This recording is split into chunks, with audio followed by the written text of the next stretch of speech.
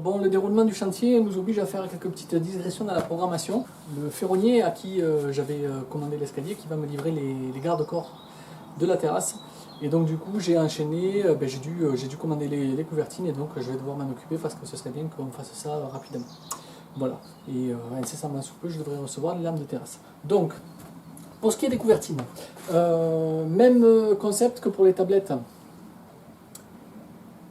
Tablette extérieure des fenêtres, à savoir de l'alu brut. Hein. Donc la difficulté là sur les couvertines, en fait, elle est multiple, hein, dans le sens où on a des épaisseurs. Hein. Donc j'ai mon acrotère qui court tout du long, et donc je vais avoir un recouvrement ici, ça va bien sûr recouvrir le dessus de mon acrotère et ça va retomber avec une goutte d'eau.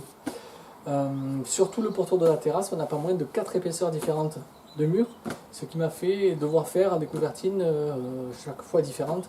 Et donc des fois des jonctions, par exemple sur cette longueur, la longueur sud, où il y a juste sur 3 mètres deux épaisseurs de murs différentes, une partie avec l'épaisseur de l'enduit, hein, que je dois prendre en considération, et une partie avec uniquement l'épaisseur de l'acrotère. A contrario, de l'autre côté, côté nord, on a l'épaisseur du bardage aussi. Donc ça nous fait passer de quasiment 7 cm à quasiment 20. Voilà, donc bon, tout ça doit être pris bien sûr en considération au moment de la commande, avec un petit peu de marge pour pouvoir avoir le retour de la goutte d'eau. Donc du coup, ça se présente comment? Là déjà j'ai un petit peu prétaillé, juste pour voir comment ça tombait cette histoire-là. Et normalement, grosso modo, hop, il ne me reste plus qu'à tailler ici le petit morceau. Voilà. Donc là, on va faire quelque chose comme ça. Et donc l'idée, c'est que mon retour se fasse ici, à l'aplomb du mur, pour que ce soit, on va dire, un minimum esthétique. Donc, voilà. Rien de bien sorcier, vous avez vu. Ici, on va terminer là. Ok. Voilà, donc je vous prends pour la suite.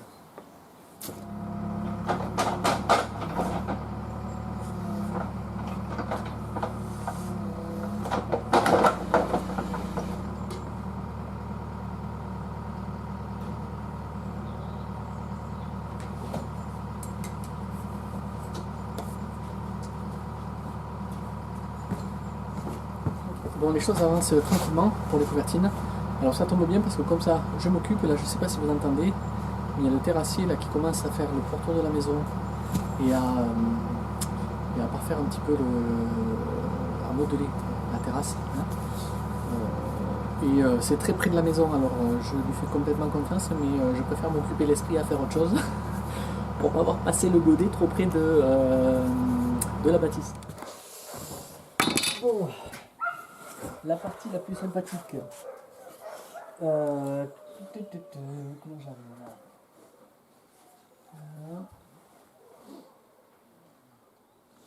là? L'aluminium, hein, c'est un alliage qui cultive le paradoxe. Hein. Autant c'est un matériau durable, hein, qui est bien, moi je trouve. Autant quand on le coupe, ça relâche des particules d'aluminium qu'il ne faut surtout pas respirer. Hein. Je vous invite à vous renseigner sur les méfaits de l'aluminium et de l'alumine en l'occurrence sur notre santé, hein, à moyen et long terme. Vous verrez de quoi je parle. Donc, lunettes, on va couper ça à la disqueuse, hein, donc lunettes et masques de protection. Les masques, bon, ben, c'est à la mode, hein, tout le monde en a maintenant. Alors, hop, on est pas mal. C'est parti.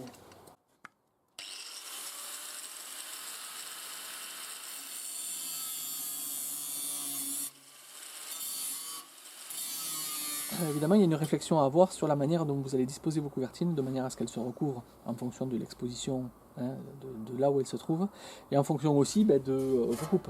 Hein. Vous comprenez bien que même si on arrive à avoir une coupe, allez, on va dire relativement propre, dans le sens où elle est rectiligne avec la disqueuse, on est quand même mieux, hein, si la partie visible de ma couvertine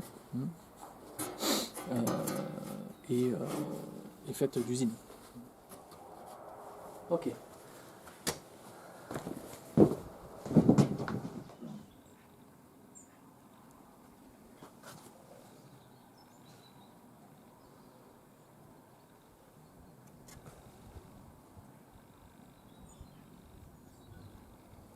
ça avance.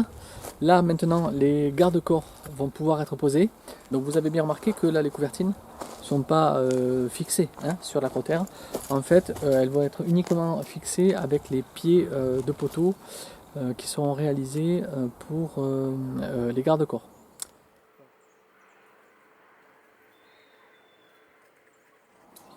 Les rambardes de la terrasse sont posées. Bon, elles sont simples, comme je les voulais. Il y a des normes par rapport aux rambardes. Normalement, elles font une hauteur DTU de 120. Maintenant, nous allons poser la dernière étape pour finaliser la terrasse. C'est de poser les lames de terrasse. Alors, j'ai pu les récupérer hier. On va poser des lames de terrasse en cèdre et on va voir ça maintenant ensemble. Donc, je ne sais pas si vous vous rappelez, si jamais ce n'est pas le cas, je vous invite à aller jeter un œil sur la vidéo intitulée quelque chose comme PDM et terrasse, je ne sais pas. Il y a tout le process qui précède la pose de la membrane, dont la mise en pente de celle-ci. Et donc, je vous expliquais dans cette vidéo qu'il allait falloir rattraper la pente. C'est ce que je vais faire. J'avais fait une pente de 1 cm par mètre, donc grosso modo sur 3 mètres. Donc ça me fait tailler mes lambourdes quasiment de 0 à 3 cm. Pour récupérer ma pente, on va vérifier ça de suite. Je vais en tailler une. Et puis on va aller vérifier ça pour être sûr de notre coup et tailler toutes les autres dans la foulée. Normalement, si je fais ça, on est bon.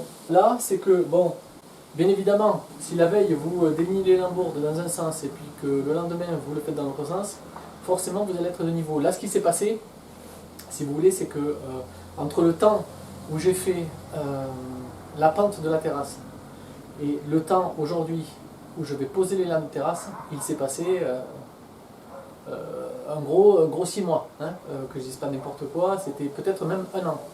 Donc il se peut que la maison ait bougé. Et pour vous dire la vérité, ça m'est déjà arrivé de constater ça. Il m'est arrivé une fois d'avoir la surprise de constater qu'une maison avait, qu'une pente que j'avais formée sur une terrasse avait presque disparu, suite au fait que la maison s'était chargée, avait pris sa place un petit peu dans les lieux. Donc en fait là, voilà, c'est satisfaisant, la maison n'a pas trop bougé. C'est vrai que c'est l'avantage quelque part de faire sa maison tout seul, c'est qu'en fait le temps passe et on a le temps de voir que les choses bougent dans le bon sens ou pas. On peut appréhender l'inertie du mouvement de la maison. Bon, tout ça pour dire qu'on va pouvoir débiter les autres lambourdes. On va y aller gaiement à l'extérieur de la terrasse ainsi qu'à l'axe de la terrasse. J'avais déligné les lambourdes toujours avec une pente de 1 cm par mètre, mais plus haute, pour créer 2 petites cuvettes et une pente qui allait amener l'eau sur mes sorties d'eau. Quand je les aurai posées, je vérifierai avec mon niveau ce qu'il en est. Allez.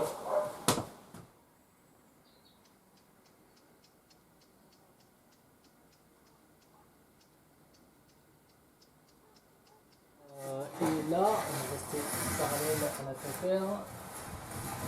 Voilà. L'idée c'est ça quand même. Vous voyez, c'est d'arriver juste à la surface, de se poser sur toutes les lambourdes pour voir si on est nif.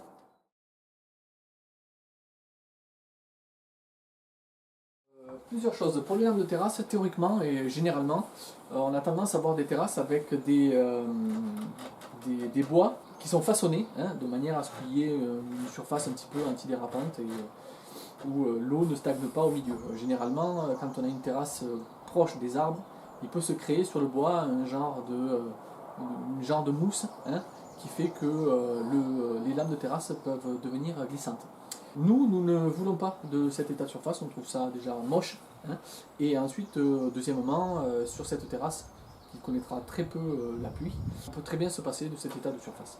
Je demande à mon scieur, qui a une machine qui de toute façon va façonner une face du bois avec cet état de surface, je lui ai demandé de mettre le cœur au soleil côté non rainuré pour que je puisse poser mes lames de terrasse, le cœur au soleil, côté lisse. Pour fixer les lames de terrasse, on va devoir prépercer. Je vais utiliser des vis inox de 40 mm Il est préconisé, grosso modo, selon les essences de bois, selon la période à laquelle vous posez le bois, de respecter un espacement des lames de terrasse compris entre 3 et 15 mm.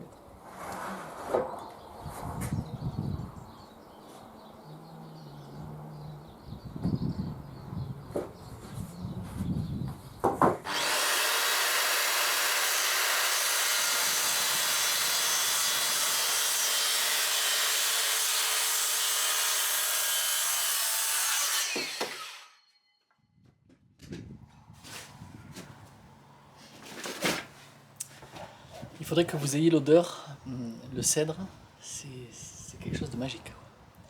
Vous pouvez vous servir de vos chutes pour les mettre dans votre dressing. Les anciens mettaient ça pour éviter que les vêtements soient mités.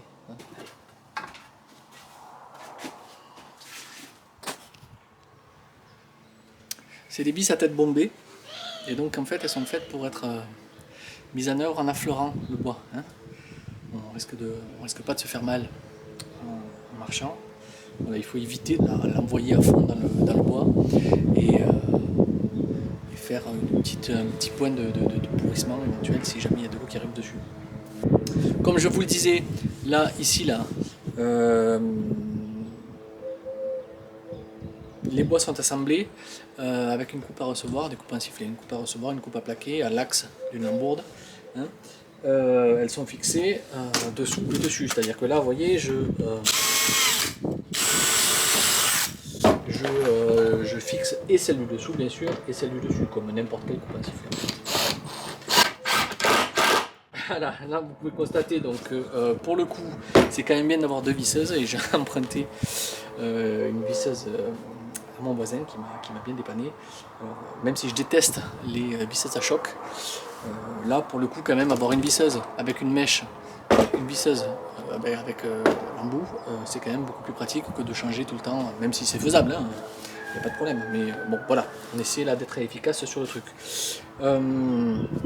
Pour l'embout, j'ai une mèche à métal. Voilà, c'est un menuisier qui m'a dit qu'il faisait comme ça, et c'est vrai que depuis, moi j'utilisais des mèches à bois traditionnellement, mais c'est vrai qu'elles chauffent facilement sur du bois de terrasse, c'est très bien.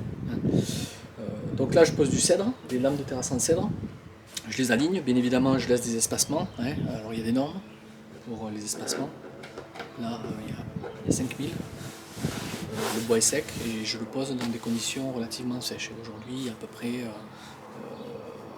entre 50 et 60% d'humidité, donc on peut considérer que 5000 est un bon choix. Voilà, donc rien de plus. Après je pose mes vis, j'essaie de faire ça relativement proprement. Mes premières lames, je me suis servi de mon équerre, là plus besoin, je me sers tout simplement de ma jauge. Je les aligne avec les vis précédentes. Puis j'ai vu que je me mettais à 3 et à 10 sur mes lames qui font 13. Je fais un pré-trou et j'envoie les vis. Attends, vous voyez, celle-là elle est un peu trop enfoncée.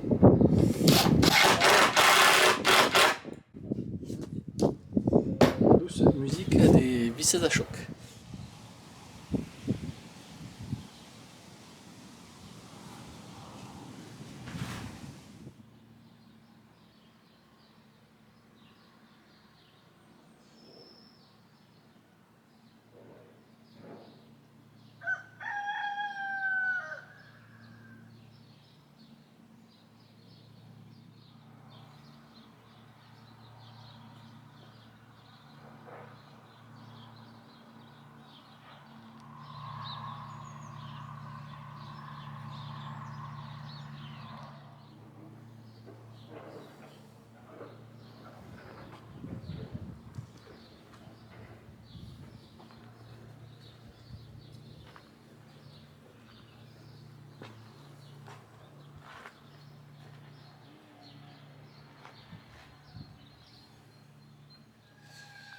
Voilà, ça en est terminé pour cette vidéo consacrée à la mise en œuvre de la terrasse. Vous avez à peu près toutes les étapes là maintenant pour avoir une idée de comment peut se concevoir une terrasse avec une pose de PDM, une terrasse étanche. Nous sommes aujourd'hui plus de 5000 dans cette petite communauté qui s'intéresse à l'autoconstruction de cette maison. Merci à tous de votre participation et de votre fidélité.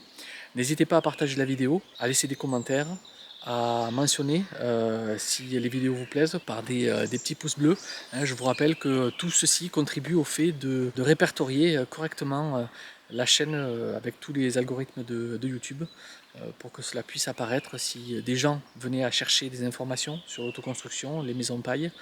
Ce sera plus facile pour eux si vous participez à diffuser la chaîne de l'Écho du Bois, à commenter, à aimer et à partager. Voilà.